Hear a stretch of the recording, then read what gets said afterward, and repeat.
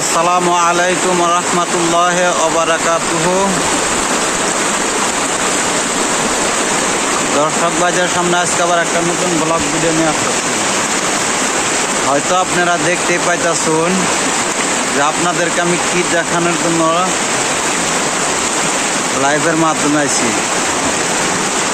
তো বিলকুল আপনারা অলরেডি দেখতে পাইতেছেন কি দেখাইতেছি আপনাদেরকে। আজকে জুমার দিন আসাম, তাই জুমার নামাজ পড়ে আমরা একটু ভাবলাম যে পাড়া বেড়ায় আসি। তাও এরকম জায়গায় আইছি যা আপনাদেরকেও আমি শেয়ার করতেছি। নিজে যা দেখতেছি আপনাদেরকেও আমি সেই জিনিসটা দেখাইতেছি। বাড়ির তো অনেকটাই দূরে আইছি, আমি এখন আছি এটা হচ্ছে পল্লা নদী, আর আছি এখন আমি বালাকুড়ি পল্লা নদীর পাড়ে আইছি।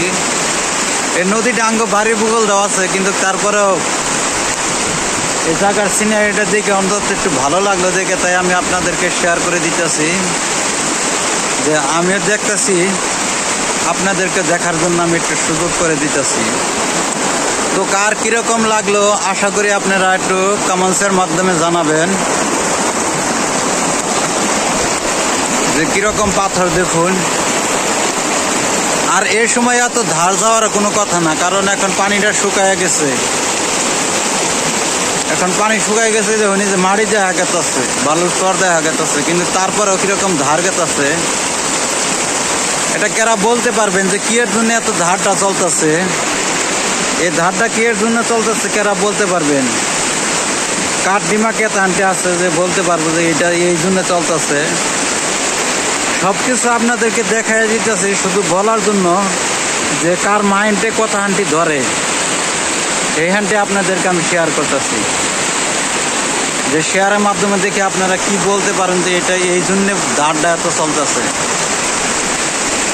এরা বলতে পারবেন?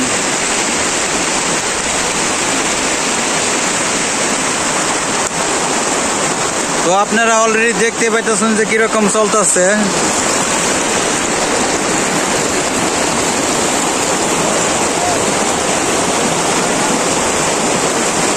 ওই যে একটা ফ্রেন্ড দেখুন ওই উপরে খাড়া হয়েছে, আর এই যে দুজন ভাই এরা এই জায়গার মধ্যে গোসল করতেছে নদীতে। আবার আমি এখন গোসল করতে ডরাই।